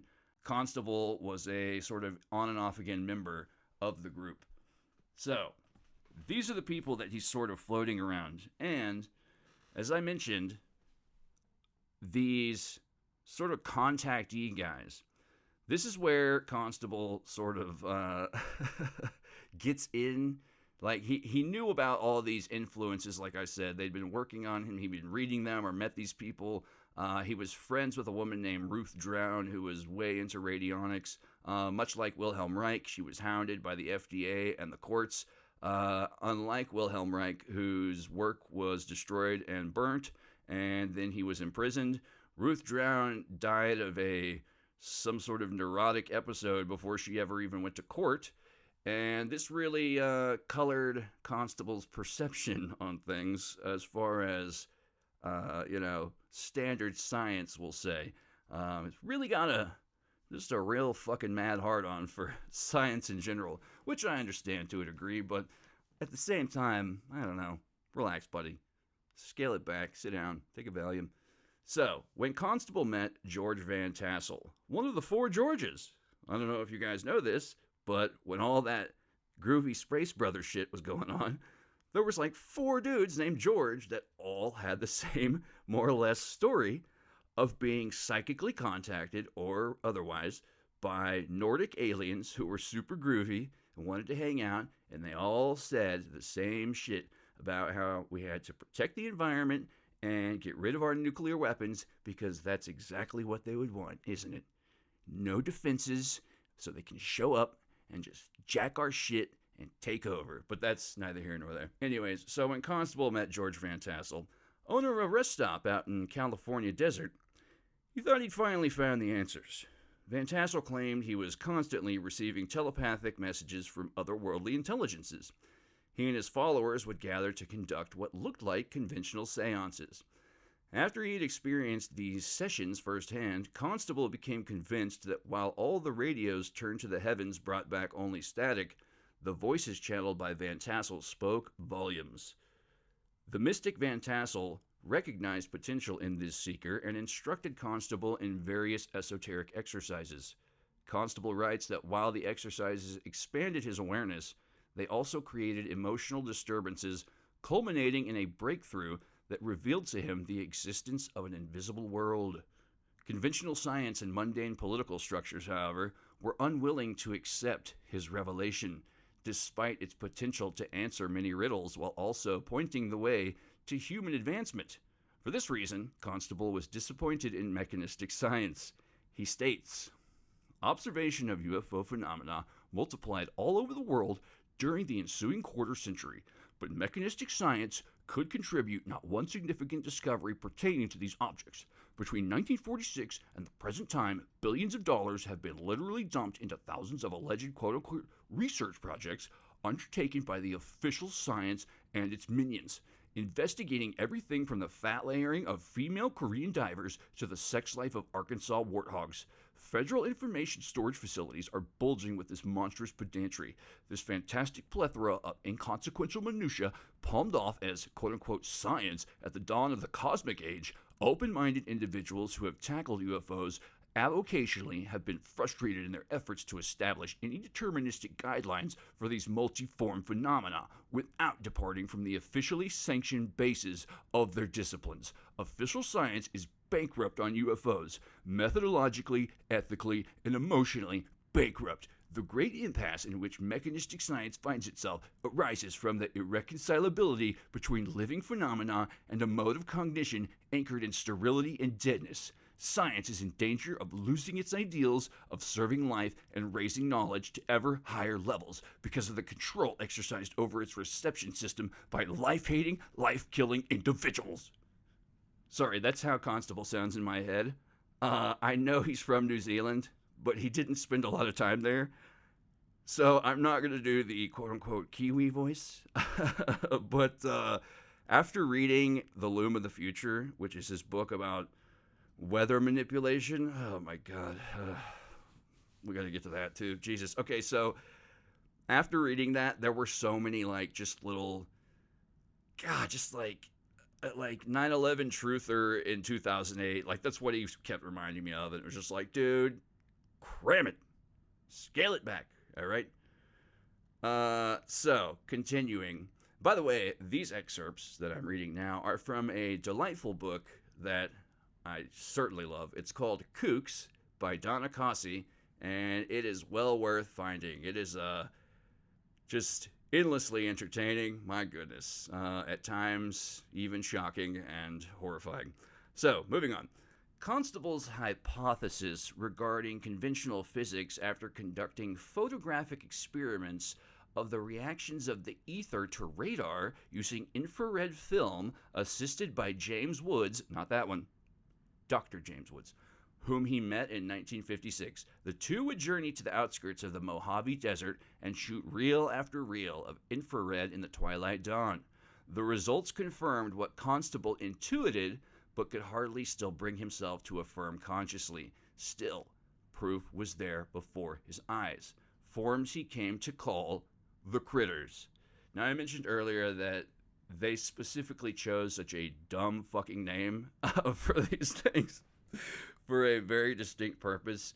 If you want to get a book, I don't know if I mentioned this already, if you want to get a book by Constable that sort of looks into all this and talks about it, get his book. God damn it, what's it called? It's like the universal harmony of life, or the cosmic pulse of life. I was way off. Samsonite. Okay, anyways. So yeah, the cosmic pulse of life. Get that one, because it's basically got all his books together, except for Loom of the Future, which is just pure fucking insanity, set in a question and answer like form with someone who may not even exist. I think he probably wrote those questions himself and put it as a book. I don't know, but I could be wrong. Anywho, so yeah, they decided to call them critters because when they first discovered these things, he had these premonitions that there were just invisible life forces swimming around, which, if you get pretty into Steiner and stuff like that, anthroposophy or whatever, how you fucking say it, yeah, you get into that stuff. There are whole courses that describe how you can sort of open your third eye and see the invisible elemental beings that are all around you, which sounds fucking terrifying to me. I can barely stand my mind the way it is. I need to be opening up and have some crazy Lovecraftian bullshit going on, like in that movie with From Beyond. That's the movie I'm thinking of. Sorry. So yeah. They chose the name critters because it was purposely fucking stupid, because they didn't know if these elementals or whatever the fuck they were, what they didn't know yet, these atmospheric organisms, were dangerous or not. So they started getting mad penoid after a while, and they were like, shit, what if these things are like psychic or like ghosts or demons? And they, they went through that whole, I don't know, fucking pre-programmed fucking brain bullshit that most people have. Like, it's a demon. Most people, for some reason, go straight to that nowadays, it seems. I don't know. Anywho, they had an open mind about it, unlike most people, and a sense of humor, unlike the vast majority of people. And that's why they decided to use the name Critters, because, hey, that's funner, right? And it kind of takes the piss out of these things a little bit, so you're not as worried about it. So he goes on to explain that the critters are, in his definition, amoeba-like life forms existing in the plasma state. They are not solid, liquid, or gas. Rather, they exist in the fourth state of matter, plasma, as living heat substances at the upper border of physical nature. Normally hidden from us because they are in the infrared range of the electromagnetic spectrum, critters occasionally emerge into the visible portion of the spectrum. At such times, they are invariably identified as UFOs, which they are, of course, although they are not constructed craft. Get it right. They are living creatures. Failure to recognize this and so distinguish creatures from craft has deeply confused UFO research. As living organisms, critters appear to be an elemental branch of evolution, probably older than most life on Earth, dating from the time when the planet was more gaseous and plasmatic, and when I was more gaseous and plasmatic. They are part of what occultists term elementals, quote-unquote. They are invisibly like fish in the ocean of the atmosphere. Like fish, I estimate them to be of low intelligence, unlike me, who is of high intelligence. They will probably one day be better classified as belonging to the general field of macrobiology or even macrobacteria inhabiting the aerial ocean we call the sky. That's what he sounds like in my head. He's just a very judgmental son of a bitch. I don't know. I'm gonna tell you, don't waste your time reading Loom of the Future. I barely even want to talk about it. I don't understand any of it. You're going into like all these Reichian cloudbuster shit. I don't understand how any of that works. You have to like build these cloudbusters. You have to like take a metal tube and put a hose through it, and it has to be in running water that runs clockwise. None of it makes sense. And that's how like the ether physics work or whatever. It's all ether science. I don't understand any of it. It's beyond my kin. I have no fucking clue. I don't think even they really know. It says here, the cloudbuster is a device of turreted metal tubes sunk in a reservoir of water that apparently draw and channel orgone from the clouds. Okay. Wright claimed the atmosphere was saturated with orgone, and by using the cloudbuster, he could control weather conditions locally. And that's where Constable sort of jumped off. After a while, he said, fuck ufology, I'm sick of this shit, and decided to just gamble it all on weather manipulation. And not without some result. I can't believe I'm about to say this, but he does have a lot of badass pictures in the Loom of the Future, the book about his, weather control experiments. Well, weather manipulation, we'll say. Weather manipulation is a thing. Weather control, not so much. Anywho, he's got a lot of really badass photographs of fucking lightning that are super fucking cool. And supposedly, he's known throughout the town in California that he lived in until his death in 2016 for selling many of these portraits to various hotels and restaurants. So he's got that going for him, or at least did. There was a strange as fuck story in here. It was related to Wilhelm Reich. It's sort of off topic, but I wanted to mention it because it's just so weird. Okay, this is talking about orgone therapy, wherein his subjects would replenish their vital energies inside of a human-sized box called an orgone accumulator. You can go way back to the first episode of the old school shit and get a little more info on that. Anywho, but Reich had a more immediate concern, the appearance of an unexplainable blight on Organon. That was his sort of villainous headquarters, I guess. I don't know. In 1951, a strange black substance appeared around the grounds of Reich's facilities, corroding rocks, killing plant life, and causing unpleasant symptoms in himself and his staff. The substance defied analysis except that it manifested many of the properties of deadly orgone radiation, which is the evil dark side force of regular orgone. Bet you a lot I didn't know about that, huh? Okay. Reich dubbed it Melanor. Almost coincident with the appearance of Melanor were reports of lights in the sky. So I don't know if this has necessarily to do with atmospheric organisms or not, and that star jelly shit, but it is possible. Constable would also mention many times when talking about these atmospheric organisms how the reason that we may be seeing so many more of them now is because A, World War I and World War II, we were all up in the fucking sky like nobody's business, and from there things just got crazier. And then on top of that, you have radar signals, satellite transmission, all kinds of crazy shit going on in the upper atmospheres, upper atmospheres, upper decker atmospheres. You have potential solar and cosmic flare type activity taking place, and then down below, pollution and whatnot. So these may be compressing these atmospheric organisms into a certain sort of band or wavelength where they are more susceptible to radio waves and satellite transmissions, etc. And it says this bit of speculation leads to the interesting notion that these creatures, if they do indeed exist, may perhaps use some sort of navigation system to maintain their bearings and find their way. This is not such a far-out possibility, as many known organisms utilize such systems. If such atmospheric organisms did in fact use some sort of navigation system, then they would possibly become disoriented when this system was disrupted, much as sonar does to some whales.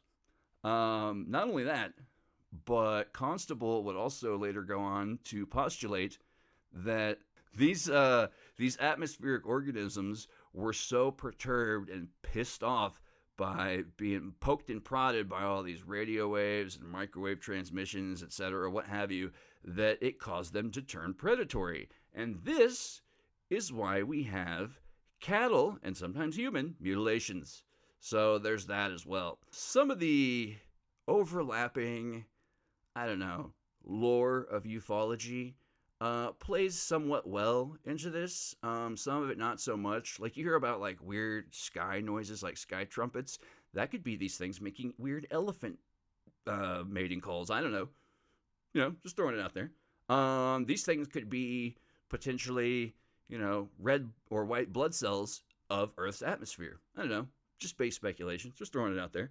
By the way, if you're looking for photographs or visual representation of what are often called space jellyfish, know that there is another kind that is not as cool as what we're talking about here. It often has to do with rocket takeoffs and basically jet propulsion and things like that. Like there's a bunch related to SpaceX, so I don't know. I don't want to upset Elon or his big drunk uncle. Oh my gosh. Oh, hell on earth. Who's back in the media. Anyways, so yeah, just keep that in mind if you're looking for space jellyfish pictures, because they are out there. And they're weird as shit. And I'm going to try and throw some up on the socials and the show notes and whatnot. We're going to put in like extra visual and sensory information. There is an incident called the NASA Sky Tether incident or event, which, half the people look at it and they say, whoa, what are those things? They're moving as if they are guided by an intelligence of some kind. And then there's a lot of people who look at it and say, whoa, what the fuck am I looking at? I don't know what this is. And so it's kind of split down the middle. I will say that this whole idea of atmospheric organisms, it does play into some other weird shit that's got some things going for it, but it's got some other things that do not go for it. And I will read one particular, I'm saving it for last, but basically I've stumbled across something that I guess you could say, it debunks it, but at the same time, it also bunks it. So yeah, it's a strange one. But we'll get to that at the very last because, I don't know, I like to keep things fair and balanced, like, you know, Bill O'Reilly and other great media watchdogs of our time, etc. So, yeah, some of the ideas that sort of played into this, I mentioned the white blood cells thing, macro bacteria, etc. We had quite a few examples in the Besser article about aquatic life and its, you know, allegorical or parallel atmospheric potentials. So you might see, you know, atmospheric life forms with traits such as the medusae or the cephalopod, color changing, shape changing to a degree, bioluminescence, things like that. Corrosive or, you know, squirting ink. I've heard weird sort of apocryphal tales somewhat associated with Missing 411 and also in old fairy tales and folklore about sort of semi-sentient fog or mist that rolls through a town and all of the people disappear, or it, I don't know, eats them, maybe. Carnivorous fog, that'd be fucking scary and badass. But it also plays into all the, as mentioned again in the Besser article, there are tons and tons and tons of examples of fish and meat and blood raining from the sky or falling out of the sky. So maybe these things are carnivorous. I don't know. I mean, that could be, I don't know, attributed to them. It's a definite possibility. I don't say no altogether. Like I said, this is base speculation corner right now. So there's that. And then you've got various meteorological phenomena that still has no basis or well-to-do explanation for it. It can't be explained away very well. And I will include some pictures of this as well in the show notes and socials, because some of this shit you just got to see to believe. Like, I can't even tell. Fucking AI machines, man. The AI art machines, they're fucking shit up. I don't know if all these are real or not, but I'm using my better judgment on that. So take it with a grain of salt. All the weird slime stories, you hear that all over the place. Let's see, what else am I want to make sure I'm just going down my checklist real quick. Yeah, weather-related and sky and atmospheric phenomena, rods and orbs, etc. Rods have been thoroughly debunked. Rods were, for a time, considered an atmospheric organism, but it actually turns out they've done experiments in China, of all places. Hey, Wuhan, got you all in check. In China, they put up nets and were able to set cameras in front of them and tried to capture all these rods, and it turns out that rods are just winged bugs, usually moths, whose like rate of wing flappage is much faster than the camera shutter speed is able to capture. So, wah wah. Orbs, on the other hand, and ghost lights, who knows? Jury's still out. I think orbs are the most boring fucking aspect of paranormal activity and phenomena, so I'm not going to go too into it. Ghost lights, fairly interesting, but a lot of it can be, I don't know, swamp farts or whatever. So they say. And then going way back, once again, this is sort of a pseudo-folkloric take on things, but once again, you have things like gremlins, sylphs, that's a form of elemental, that's the air elemental, for those who don't know.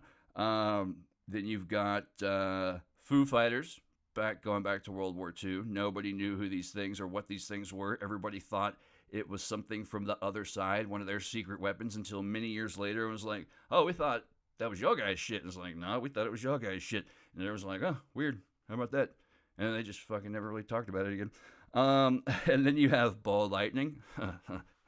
And finally, I want to close out with one of the things that I think kind of plays into this atmospheric organism idea is crop circles. I will say that all throughout nature, you will see, you know, geometric patterns. You look at a turtle shell, you look at honeycombs, hives, etc. Like, these geometric shapes and perfectly round shapes show up in nature all the time. So why not various, I mean, if you look at a microorganism and you look at the, I don't know, alleles, the nucleus, all the bullshit floating around inside of the protoplasmic sac of a I don't know, a nematode or an amoeba or what have you, a paramecium, etc. Perhaps if one of these things were large enough and came down from the sky, and I don't know, maybe through like days or however long of just flying through the sky as they do, maybe they absorb a lot of solar radiation or atmospheric radiation. Maybe they have to come down to the ground and just, I don't know, discharge it like taking a dump. And when they do, the dump, I know this sounds very scientific, and I mean, I'm just, spitballing here, obviously, but maybe the dump or, the discharge, whatever you want to call it, forms itself in these geometric patterns into the earth or the grains or whatever you want to call it, that are sort of patterned after potential, like I said, alleles and intercellular bullshit on these sort of macrobacteria in the sky. I don't know. These are the things that I just sat around speculating on when none of my shit was working and I was trying to get it going again. So there's that. So that ought to tell you kind of where these ideas were birthed from. So yeah, closing out on the atmospheric organisms thing, I will say there is some science to this. Science, cutting edge science, recent shit. And I'm not making this up because I found it on the internet, so it must be true. Science is starting to get more and more into researching atmospheric organisms as we know them as microbacteria. Sometimes these things can form colonies and float up using sacs of some sort, protoplasmic sacs, or they're just lighter than air. Maybe they give off lighter than air gases inside their bodies. But either way, through various methods and techniques, are able to float on the winds into the upper atmospheres. It just turns out that science has not been able to take very many. There's not a wide range of samples of these organisms because no one's really tried to go up in an airplane and just grab a handful. I don't think they've quite settled on a method to do it correctly yet, properly. So, yeah, but this is from, well, these are both from Reddit. Someone got this, because Reddit's full of interesting information, isn't it? And it's usually always true. But no, I believe this stuff. I do. I back it up. I stan these articles. Okay, this is from Glitchy McGlitchface, so it's got to be good. Adding some science to the discussion of macrobacteria, atmospheric organisms, microbiome of the upper troposphere, species composition and prevalence, effects of tropical storms and atmospheric implications. From the article's abstract, it says, the composition and prevalence of microorganisms in the middle to upper troposphere, 18 to 15 kilometer altitude, and their role in aerosol cloud precipitation interactions represent important unresolved questions for biological and atmospheric science. In particular, airborne microorganisms above the oceans remain essentially uncharacterized, as most work to date is restricted to samples taken near the Earth's surface. Here, we report on the microbiome of low and high altitude air masses sampled on board National Aeronautics and Space Administration DC-8 platform during the 2010 Genesis and Rapid Intensification Processes campaign in the Caribbean Sea. So this goes all back to 2010 when they first started sort of trying to get into this more. And from that point, they've found out that not only do certain meteorological events, but also chemical processes that unfold within Earth's atmosphere, these microorganisms play a large, large part in a lot of it that we're only just now understanding. So who knows, there may be some new, soon-to-be extinct microorganisms that when they're gone will totally fuck things up. Sorry, I'm an optimist, I know. And I want to close out on this one because this is a little more close to the atmospheric beast, quote unquote, that we've been sort of talking about this whole time. The Evora creature, a Portuguese atmospheric beast with a twist. This was posted by Effective Diver 5534-11. It says, on November 2nd, 1959, in the city of Evora, Portugal, a unique phenomenon occurred.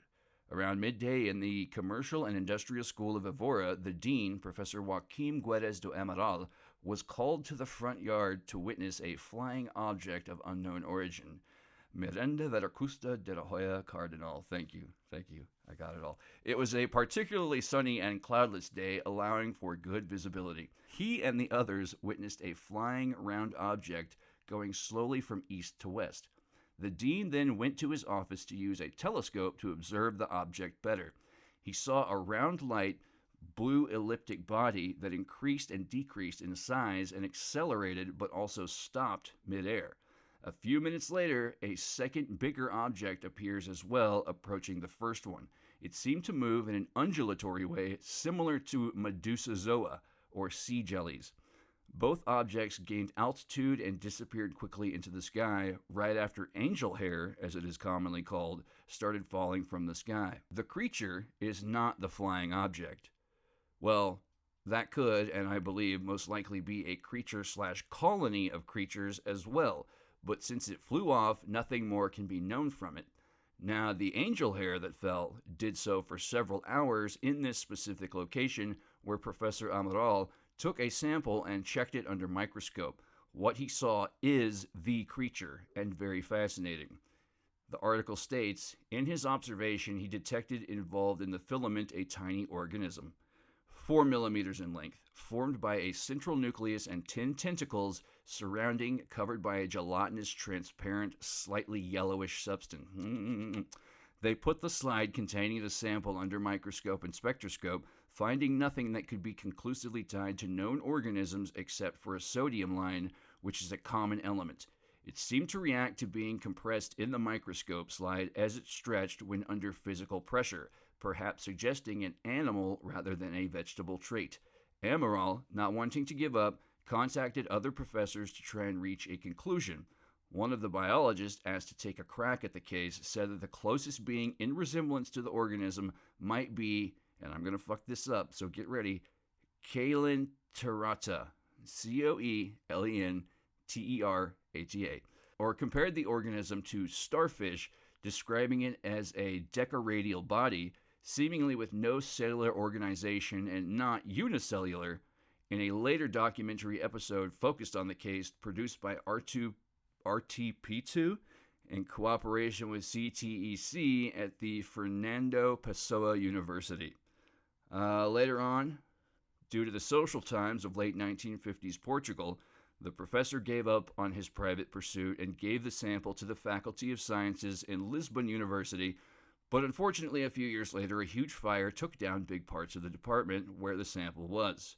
I know the more conspiratorial of you will question the coincidence in effect, but I will abstain from going deeper into that, as we are here to merely discuss the cryptozoological aspect, and thus no physical evidence of the event remains, even though we have a military report, many eyewitnesses, and of course an article in a newspaper with photographs, which also I will include in the show notes and socials. My goodness, some of these are disturbing.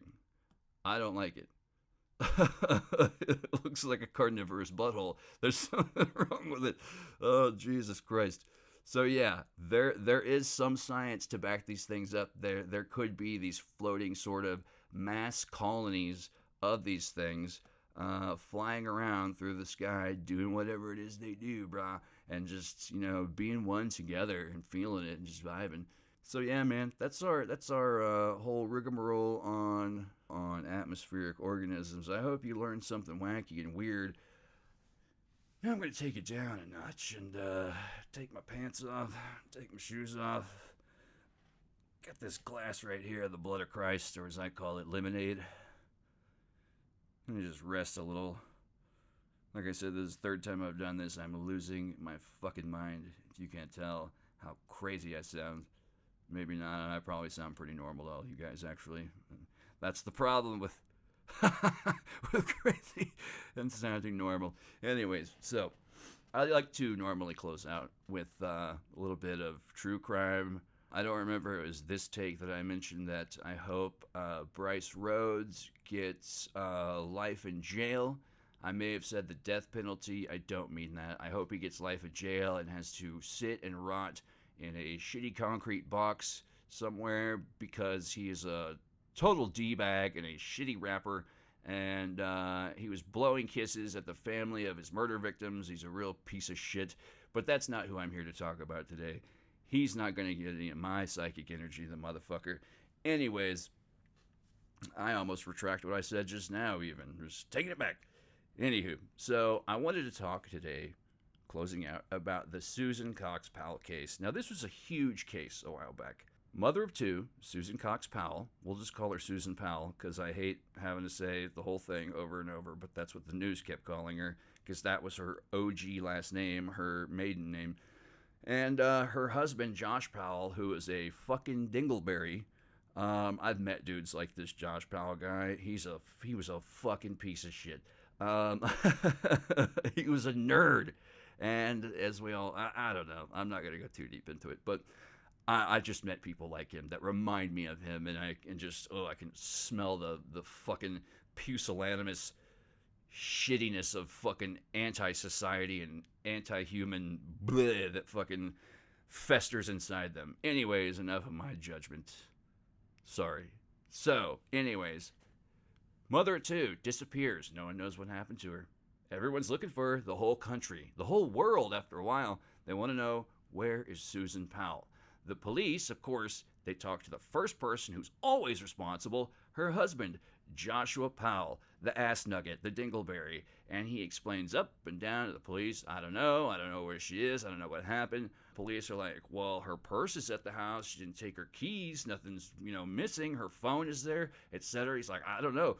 Me and the kids went camping in the middle of the frozenest winter night out to some place that's far, far away, and blah, blah, blah, and I don't know where she is. And he just kept, circular logic with the police, and he was like, yeah, like, I don't know what happened, I don't know where she is. He's like, the cops were like, you don't seem very, concerned about your missing wife. And he's like, well, she'll probably show up, whatever. Like I said, the guy was a fucking D-bag.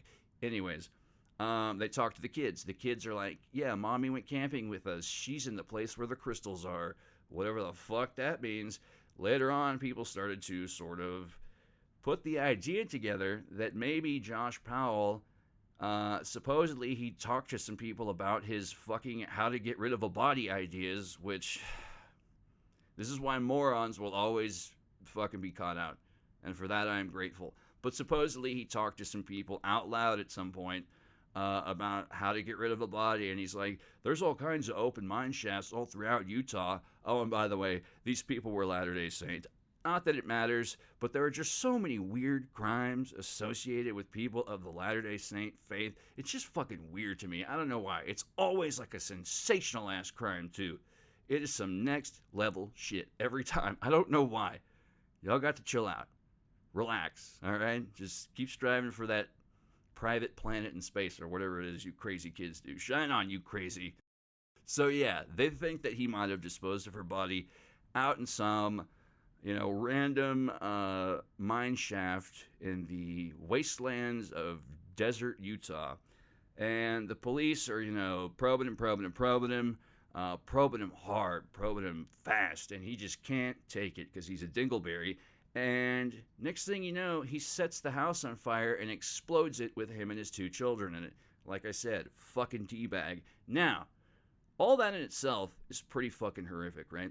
But the really weird part, and I mean weird as shit, weird as fuck, weird as all get out and deranged to just, it doesn't make sense, is that Josh Powell's father, Susan Powell's father-in-law, had a delusional, deranged, exceptionally uncomfortable obsession with Susan, and it was fucked up.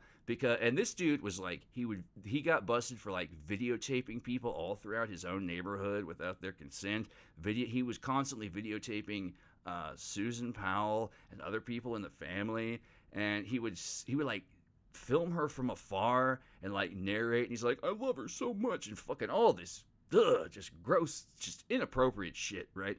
But what a lot of the people who report these news stories never really touched on, and some of it I kind of get, and some of it I kind of don't. But what a lot of them don't touch on is that Stephen Powell was in fact a musician, if you can call it that. And I found a little snippet of lost media I found it about 2 weeks ago, or heard it for the first time about 2 weeks ago, despite knowing, a fairly decent amount about the whole Powell case and how it went down. I never heard these bits of lost media before. I'm just going to play the one for now. Because it's bad enough. But it has been stuck in my fucking head for the last 2 weeks, and I cannot get it out. So the only way I can is to share the trauma with the rest of you. I hope you like it. You might want to take a couple showers afterwards, because it's one of the weirdest fucking things you're probably going to hear in a long time, especially now that you know the background story. Anywho, we're going to close out on that and then kick into our theme music. I just want to say before we go, thank you for listening. It feels great to be back. Jesus Christ, it feels good. I've been holding it in. Just holding it in. I was just trying to wait. So you get to deal with it and clean it all up now. So thanks for tuning in. Seriously, guys. If you're here from the old show, shit yeah, you're OG. I really appreciate the fuck out of you. If you're here from the newness, fucking hop on board. Enjoy it, because there's plenty more weirdness coming around the corner. I've got no clip shows ever coming around the bend, I promise. So yeah, always going to be fresh shit. I'm trying to get back on my every Wednesday schedule. Hopefully that will be the case here soon.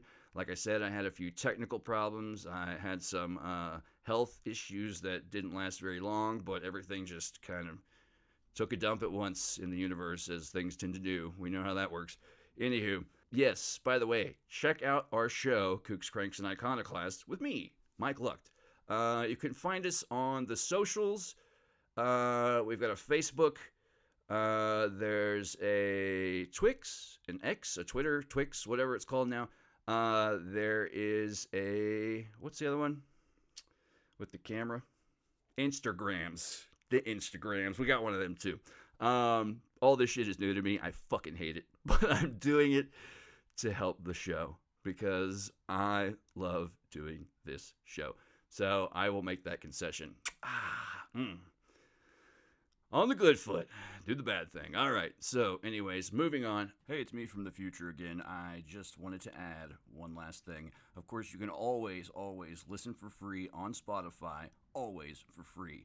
And if you want to get a hold of me, you can email me at kooksandcranks@gmail.com. Once again, this is Stephen Powell with, it's just, I believe it's a 1.5-minute recovered segment of a little ditty that he did called I Can Love You, I believe. I may have that wrong, but it doesn't really fucking matter, because it's horrifying and weird. So, once again, thank you for listening. I'm Mike. This has been Kooks, Cranks, and Iconoclasts, and hopefully we will see you next week on Wednesday. Thanks for listening. See you then. Here it is. I can love you in a secret way. I can love you each and every day. I can love you in a secret way. I can love you each and every day. Remix. I said I love you. Is that a crime? And what if I said to you one more time, I love you? So put me in jail. I said I love you. I couldn't help it, and you were mistaken if you thought I'd shelf it. I love you. So cough up my tail. You made my eyes pop out of their sockets. You could empty all my pockets. This flirtation isn't rocket science. You came along and really knocked my socks off. Now you're all I think and talk of. So much for my former self-reliance. I said I love you. Is that a crime? And what if I say it to you one more time? I love you. So put me in jail. You make my eyes pop out of their sockets. You could empty all my pockets. This flirtation isn't rocket science. You came along and really knocked my socks off. Now you're all I think and talk of. So much for my former self-reliance. I said I love you, I couldn't cry, and you were mistaken if you thought I'd shelved it. I love you, so cough up my mail. You made my eye really knocked my socks off. You could empty all my pockets. This flirtation isn't rocket science. You came along and really knocked my sockets. Now you're dim, I think, and talk of. So much for my former self-reliance. I said I love you, can never cry. And what if I stick it to you one more time?